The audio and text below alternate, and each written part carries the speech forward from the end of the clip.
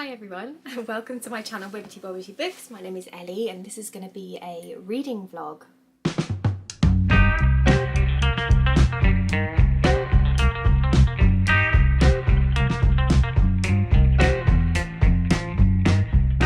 So you've probably noticed that I'm not at home, and that's because I'm actually away on a little holiday. I'm at a caravan in Wales, on the north coast of Wales. And I've come away with my husband because it's actually our first wedding anniversary, or it was yesterday. So we've come away just for a little holiday and just to get away from it all. It's been quite a stressful time for us both. We're trying to move house. We've been trying to move house for like the last 2 years, and there's just been lots of obstacles thrown in our faces, and it's just been a very stressful time. So it's lovely to just get away from everything, to escape and to come to a little safe haven and to have a little holiday. So we're both having such a nice time. We arrived actually a couple of days ago, but we were just kind of settling in, and it was our anniversary and stuff, so I didn't film anything. But I thought I would get the camera out today and open out this vlog because we're planning on doing some nice things. We're going to do some walking, going to visit some gardens, and I'm going to do some reading. So I thought it might be a nice time to film some footage, and it's been a while since I've done one of these vlogs, so it's quite nice to just have something a bit more informal and to just have a nice chatty catch up with you all. So yeah, let me know how you're all doing in the comment section down below, because I always love to chat with you there. I hope that you are all doing very well. Grab yourself a nice cup of tea because this is probably going to be quite a long one, and yeah, I hope that you just really enjoy this video. In terms of my reading plans, I have brought a couple of books with me. So I've bought Pet Sematary by Stephen King, which is actually my buddy read, using this envelope as a bookmark. Does anyone else do that? I feel like I've got so many nice bookmarks but I can never find them, so I always end up just using random stuff that I find lying around as bookmarks. But yeah, I am buddy reading this one with my lovely friend John over at Disquiet and Dragons, and then I think we're going to be doing like a live show discussion about this after we finish this book, so I will keep you posted as to when we'll be doing that. But yeah, I am up to page 78, which is chapter 14, and have been enjoying it so far. The chapters are lovely and short, so it's super easy to fly through this one, and I'm looking forward to continuing on. I'll chat to you a bit more in depth about this at another time, just because I just want to keep this introduction relatively brief. But yeah, I bought another couple of books with me as well. I bought The Thief of Always by Clive Barker, so I think it's going to be quite a fun read. It doesn't look too long and I'm excited. And then I've also brought Maggie's Grave by David Sodergren. This is a author that I want to read more from. I read The Har by this author a couple of years ago now, and it was one of my favourite horror books that I've read for a while. So I really hope that I also get on with this one. So that's an option. And then I also have a couple of audiobooks downloaded as well. I've got Rewitched by Lucy Wood, just in case I want something a little bit lighter, because I feel like I've got quite a lot of dark horror stuff with me. So if I wanted a bit of a pick-me-up, I've got that one, which looks like a very cosy, witchy story with 90s vibes. And then my husband and I have also been listening to an audiobook called Dark Matter, which is a ghost story set in the Arctic in the 1930s, and it is so atmospheric. We've been really enjoying it. We actually listened to it on the drive up here, and I think we're about halfway through and we're both having such a fun time. The narrator is also fantastic. It's narrated by Jeremy Northam, and he really performs the book. You know how sometimes you have narrators who just kind of read it as if they're just reading a story, and then you have others who are more like actors that perform the lines? I feel like he is more like that and really brings the main character to life. But yeah, it's so atmospheric, creepy, tense, and we're both really enjoying it. But I'll chat to you about that a bit more later when I've got more time. But yeah, welcome to the vlog. I hope you enjoy it, and yeah, let's go and explore Wales.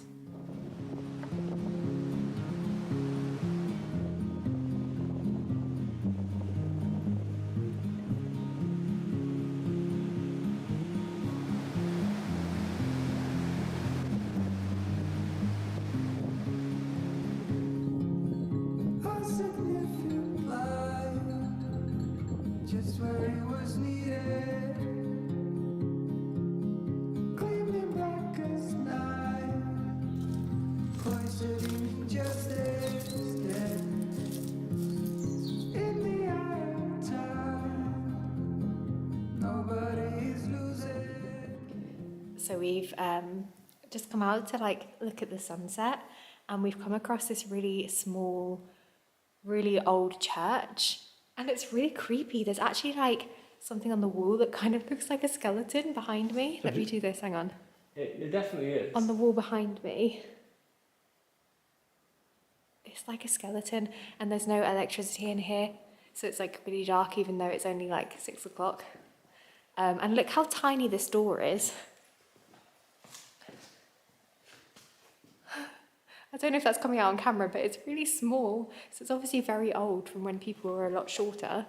But yeah, it's so creepy in here.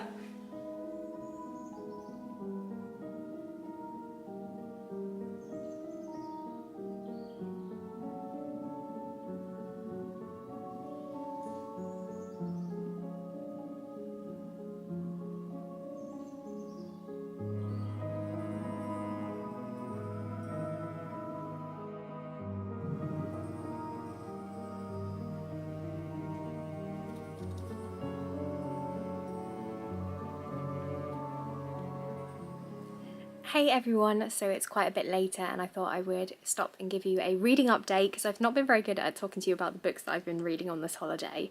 So I have been continuing on with my buddy read, which is Pet Sematary, and I'm now up to page 220, which is chapter 21. So I've made quite a bit of progress through this book. And I have mixed opinions on this one so far. The introduction to this book, firstly, was quite interesting. Stephen King actually refers to this as his most terrifying book. I'll read you a little bit actually, just from the very beginning of the intro. So he says, "When I'm asked, as I frequently am, what I consider to be the most frightening book I've ever written, the answer I give comes easily and with no hesitation: Pet Sematary. It may not be the one that scares readers the most. Based on the mail, I'd guess the one that does that is probably The Shining, but the fear bone, like the funny bone, is located in different places on different people. All I know is that Pet Sematary is the one I put away in a drawer, thinking I had finally gone too far." So I feel like that set me up for expecting this to be absolutely terrifying. He also goes on to talk about how this book was inspired by some personal things that happened to him in his real life. So he, at one point, moved away with his family to a rural location, and they loved the house and everything. The only downside was that it was by a very busy road, and the locals actually warned him and his family about the road and said, "Be careful, watch your children, watch your pets, because there are often some accidents on that road." And there was actually a pet cemetery not too far from where he lived, where the locals would bury sort of their pets and things that did unfortunately get hit by cars on that busy road. And the pet cemetery was spelt incorrectly, so it was spelt as the title of this book is spelt, with an S, and so that was kind of the inspiration for this story. He also talks about how he had a really scary moment where his youngest son sort of ran out towards the road and he had to pull him back to prevent him from getting hit by a car. And so this book is a sort of a grief horror novel really, and it's talking about what if. So what if something terrible had happened to his son that day? And I think that's probably why he considers this to be his most terrifying book, because of course, you know, that is something that every parent fears. That's the worst thing that can possibly happen, is to lose, you know, one of your children. So yeah, that was kind of the inspiration behind this story, which I found quite interesting. And then so far we've basically just been setting up the scene. So in this book we follow a family, so a husband and a wife and their 2 young children as they move to a new rural location, and it's a bit of an adjustment for them. They've come from a busy city, so they're quite surprised, I think, by how different the lifestyle is out in the countryside. The neighbour is very, very friendly. It's an old couple, and the main character, Lewis, strikes up a friendship very quickly with this old man that lives next to them, and he often goes over there and has a couple of beers with him, sitting out on the porch. And the old guy basically tells them about this pet cemetery, and he encourages them to go and check it out. He says that the children basically look after it, and yeah, it's literally what it says on the tin really. It's a cemetery that's up near the forest. There's a little path that leads to it, and the children basically bury their pets there, and they maintain it, they plant flowers, they make sure that it's kept all nice and everything. So it's a little bit creepy, but there we go. So they've gone and they've seen the pet cemetery, and since then not much has happened really. Our main character, Lewis, is a doctor. He started at a university, and his first day was pretty traumatic because, without giving too many spoilers, basically someone got brought into the infirmary with a fatal wound, and Lewis, the doctor, had to pronounce him dead on sight, which was obviously incredibly traumatic for your first day at work. So he had that, and he was obviously very shaken from the experience. And there was a really weird scene that happened after that, where basically his wife found out what happened, and she thought that the best way to comfort him would be to surprise him when he came home by just opening the door and her being in skimpy underwear and basically having sex with him, which I think is very bizarre. I mean, I think if I had such a traumatic day, I'd probably just want to come home and have a cuddle and talk about it with my loved ones. So I found that all very weird, and there was a very weird sex scene that involved a sponge glove that was just very, very awkward to read. So I don't really know why that was in there.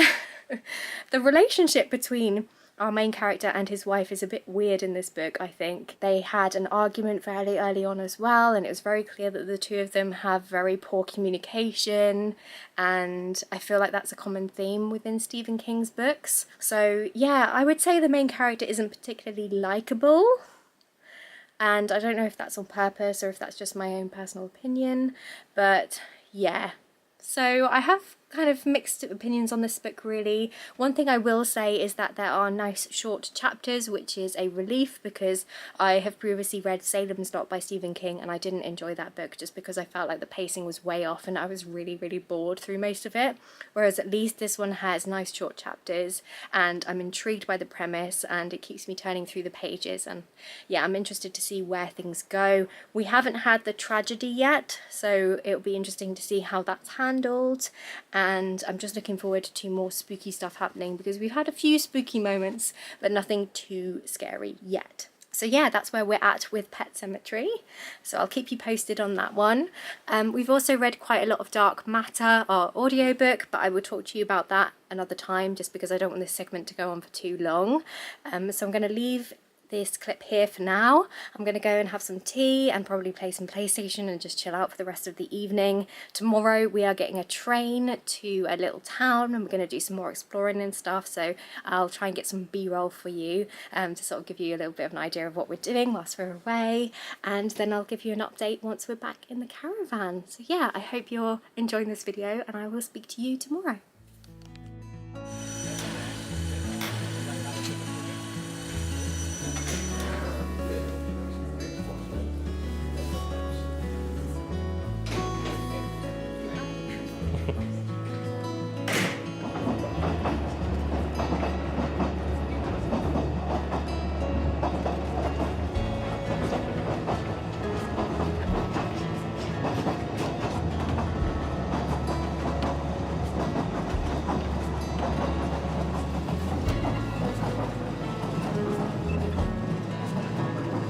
Good morning everybody.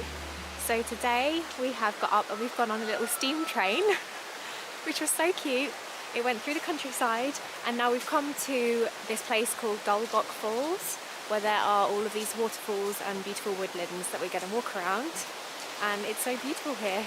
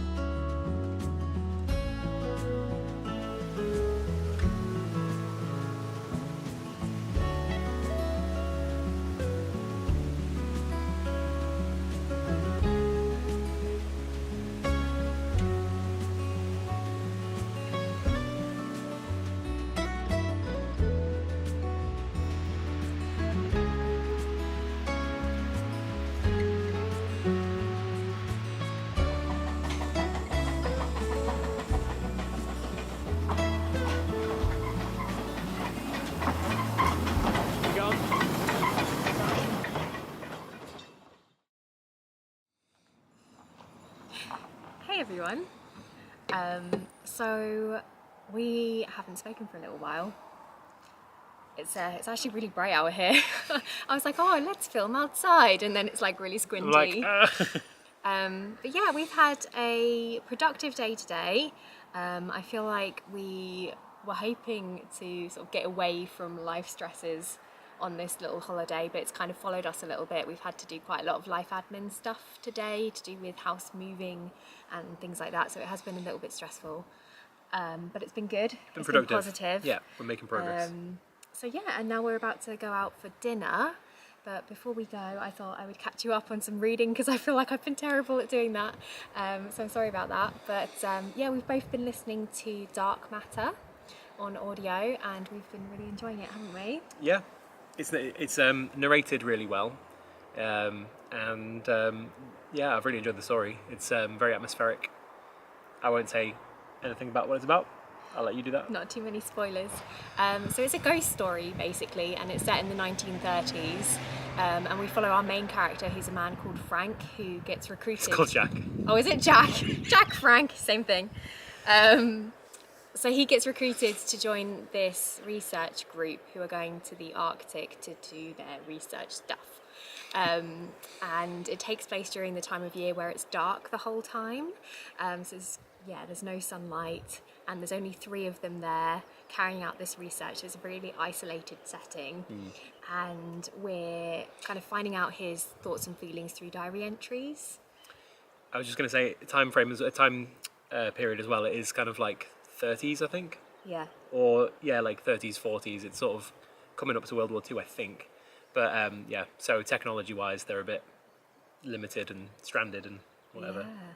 So there are supernatural elements in this story, but they don't start very early on, do they? And I feel like a lot of the fear comes from the sort of practicalities of day-to-day life in the 30s, carrying out this research, with only 3 of them there.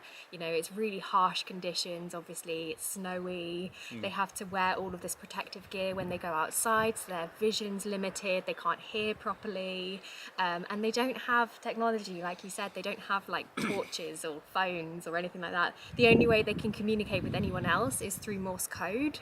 So that stuff is all really scary, isn't it? And that kind of isolation, and you've got that idea of like paranoia, tensions rising within the group because, it's just the 3 of them and it's not an easy situation to be in, especially because it's so dark. Yeah. As well. And just and because it's constantly dark, because it's kind of the long winter, and every day is just darkness. It's kind of like harder to get into. Humans kind of need a night and day cycle, really, like don't routine. we? So yeah, so I think just having constant night, it's yeah, there's an element of despair with that almost. Definitely. It's hard to keep sanity going. Yeah, like seasonal depression is a thing. Yeah. And the main character sort of talks about that a little bit as well, because this area that they go to has some sort of folklore and stuff surrounding it. But his sort of rationale for that is that it's normal for humans to struggle under such harsh conditions with no light and like the isolation and stuff. That's going to have effect on your mental health. That's the thing as well. When they've come to this place that they've chosen to do their research, the kind of like the local sort of guides were very reluctant to take them to this particular place. It was that kind of like, ooh, we don't go to such and such, that sort of trope. To the extent that when they were on the ship, their sort of guide that they'd hired at one point just sort of tried to deny that was ever the plan and just tried to steer them off somewhere else instead. So it's kind of like, there's been a lot of foreshadowing around not going to this particular place. Yeah. So. Yeah, and it's been really creepy, and it's just really atmospheric as well. I think because it's written in the 30s and it has that quality to it as well, just the way that the main character speaks in his diary and stuff like that. It's really like immersive. It's really cool. In a strange way as well, it's there's elements of it that are strangely cozy. So when there's sort of descriptions of like their food and things, it's all just basic foods and tinned things and like.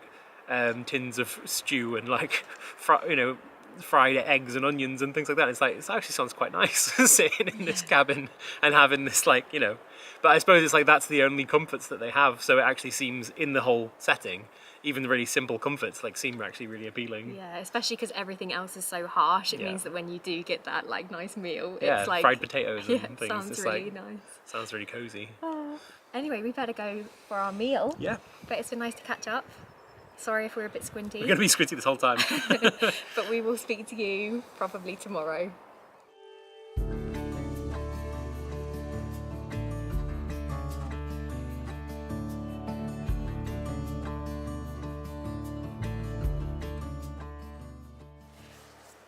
Okay, so it's like midnight, but we've come out of the caravan because the sky is alight with the northern lights. Look, it's insane. We're gonna go and try and find a better viewpoint, go a bit higher up, but it's actually crazy. The sky is like green and red. Oh my goodness. Wow, look at the sky. Oh my goodness. That's crazy.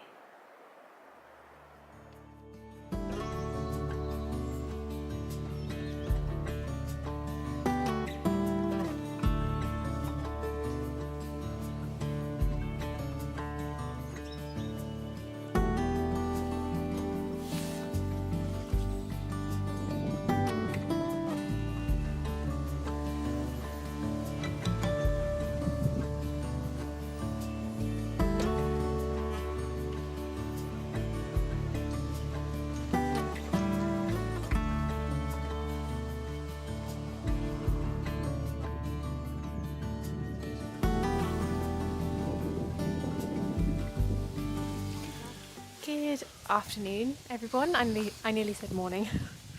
Good afternoon, everyone. We've come out for a bit of a walk and we found a watchtower, which is really cool, up in the Welsh mountains.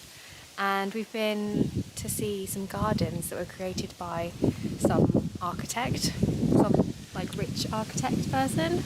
I can't remember his name now, but I think he's fairly well known. He designed Portmeirion, which is a little sort of artistic village in North Wales, not too far from here. But it was the same person. He lived here, and he like designed some very interesting gardens that we've been looking around. And this outlook tower was just up on a hill, close by. We've made it to the top of the watchtower, and there's beautiful views all around. It's really cool that you can actually climb up here. The stairs were really like narrow, and I bumped my head as well because the ceilings are really small, really short. Yeah, it's cool up here. You can actually see the sea all the way in the distance, and then all the mountains behind. It's nice.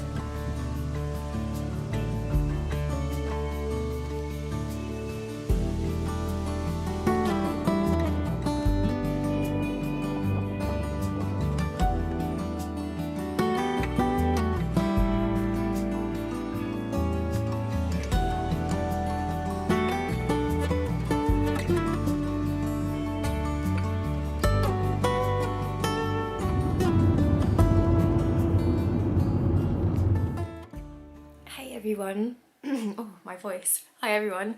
It has been a little while. I am now back home, as you can see. Casper's behind me making biscuits. It's been a few days and I haven't checked in with you, and it's all been a bit of a whirlwind. I'm not gonna lie to you, it has been super stressful, just everything with our house sale. I've been a little bit poorly, you might be able to hear that in my voice, and there's just been a lot going on in our personal lives and in our professional lives, and it's been a lot. So I haven't checked in with you for a while. Obviously we're now home, and I also haven't done a huge amount of reading, although to be honest with you, I can't remember when I last checked in with you in terms of my reading, but I thought I would give you a wrap up. So for my buddy read, which I'm very behind on, sorry John, but I am up to page 242, so I'm over the halfway mark of Pet Sematary now by Stephen King. And I have mixed opinions about this book really. There are things that I really like. Some of the atmosphere is great. I like some of the themes that are discussed in here. I feel like the main theme with this being a grief horror is grief obviously and death, and it's quite interesting seeing the different characters and their interpretations of death, because they all have quite different views on it, different understandings of it, different ways of coping with it. So for example, you've got our main character who is a doctor, so he has quite a clinical, quite a medical view of death. You've then got a young girl, Ellie, who is just learning about it for the first time and trying to understand finality and, you know, the fact that we're not going to be here forever, and that's obviously something that everybody has to come to terms with at some point. And it's interesting seeing her sort of thought process as she's discovering that for herself. And then you've got sort of people who are, you know, in between. You've got our main character's wife who has a lot of trauma around grief and around death. I don't want to go into spoilers, but she has, you know, real difficulty understanding it, not understanding it, but sort of discussing it, and just a lot of trauma around it. And then you've also got like an elderly couple, and they have a different view of death as well. So it's been interesting sort of getting to know our characters and having those conversations with them. There's been some sort of tense conversations as well between characters who have different opinions. There hasn't been like the main traumatic event that I was expecting in this book. I don't want to give spoilers, but given our author's introduction, I kind of knew the premise behind this story, and you know, that tragedy hasn't happened yet, which I'm surprised by considering we're so far through the book. So it has got quite a slow pace, I would say, although there are other things that have happened along the way. There was one scene that I particularly enjoyed in this book that was quite a lot longer than some of the other chapters, because generally the chapters are really short. Some of them are only like 2 pages long, but this chapter was a little bit longer, and it was when our main character Lewis was going with his neighbour Judd, who's an older gentleman, and they were travelling through the forest to this ancient burial site, and that whole scene was really cool, really eerie, really atmospheric, and it felt quite different, I feel like, to some of the other chapters, and I think that's intentional, and I quite liked that. It was a bit more mysterious, a bit more unsettling, a bit more dreamlike, and I did enjoy that chapter. But yeah, I haven't been wowed by this book as much as I wanted to, because I know that a lot of people really love this one, and I really wanted to, and I'm enjoying it, but I haven't felt super like invested in it, and I don't know why that is. I don't know if it's because I don't gel so much with the main character. I feel like Stephen King is really trying to paint this like, it's quite real, because the characters, they argue and things, it's not all sunshine and daisies, but he is also trying to portray this kind of idealized version of a family, and it just all feels a little bit, just something doesn't feel quite right to me. I'm just not connecting with it, I guess that's what I'm trying to say, as much as I want to, and I don't really know why. I feel like I need to sit and think about it and reflect on it. But yeah, we'll see how it ends. Oh, I do also want to say that there was a scene in here that discusses palliative care that I found quite difficult to read as someone who works quite a lot with palliative patients. If you don't know, I'm an occupational therapist. I work in the NHS full time, and I work primarily at the moment with hospital discharges, but I have historically worked a lot with palliative patients reaching end of life, and so I found those ideas in this book quite difficult to read about, and the way that it's discussed. I understand that this is a horror book, so it's supposed to be, you know, really jarring, really unsettling, and I appreciate that Stephen King is discussing the complex thoughts and feelings that surround looking after someone who is in their final stages of life, because it isn't an easy time.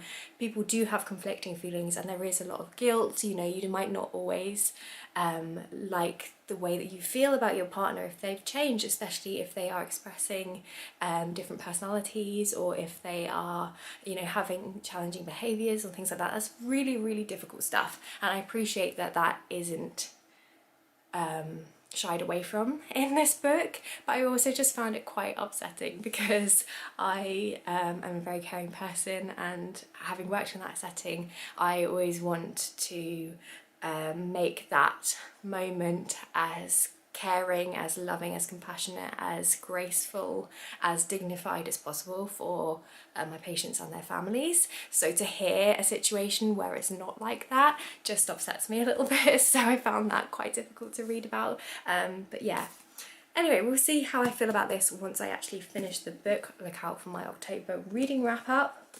I then briefly started The Thief of Always by Clive Barker. I'm only up to page 40, so I've only read a little tiny bit of this book, but this one is fun. It's a middle grade and it follows a young boy who is essentially struggling with seasonal depression. It's February, I think, and it's really dreary, and he's lonely, he's bored, and he's depressed.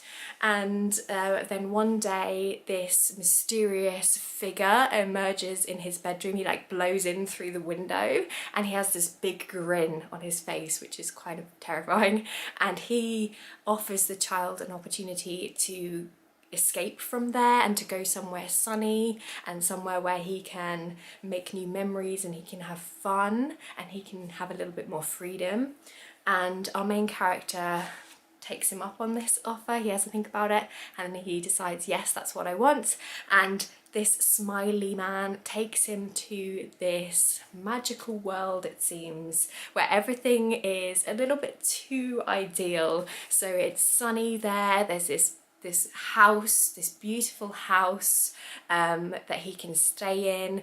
There's this old woman who lives there who can cook the boy anything that he wants, and there's a couple of other children there as well who are enjoying their time there, and everything seems a little bit too good to be true. The kids say that it's fine to stay there, that his parents know that he's there. He rings his parents and they do seem to know that he's there, but that doesn't quite seem right. I don't know, I feel like he's being manipulated, and it's just really interesting because it has this magical quality to it and this coziness that's edged with something that's really not quite right, something that's off, and I tend to enjoy those kinds of things in books. It also has some illustrations throughout, which just makes it quite a fun and easy sort of reading experience because it's quite short and it's broken up with these illustrations. So yeah, I'm enjoying that one. I also finished Dark Matter. I always forget the author for that book, but I'll put a picture on the screen for you. And I thoroughly enjoyed that audiobook. Highly recommend it to you if you enjoy a ghost story, if you want something with a wintry cold setting. It's absolutely perfect. I didn't love the ending. I wanted it to maybe be a little bit more intense than it was. I didn't hate the ending or anything, but I just feel like it's really difficult to land a ending, particularly in a horror story. But I just enjoyed the whole experience so much throughout that I still really highly rate that book. It's incredibly atmospheric.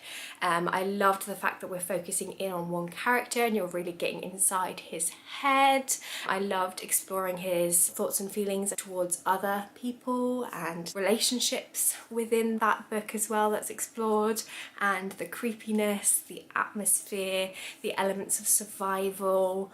All of those things just came together really perfectly and I just thoroughly enjoyed it. So yeah, really like that one. So glad that I picked that one up. And my battery died. I just had to go and switch it out. I feel like that always happens to me. I obviously just talk for too long. But the last book that I wanted to mention is Rewitched by Lucy Wood. So I have started the audiobook for this one. I've only read, I think, the first hour or so of the audiobook, so I'm not very far through. But that one is a debut novel and it's a cosy, witchy story.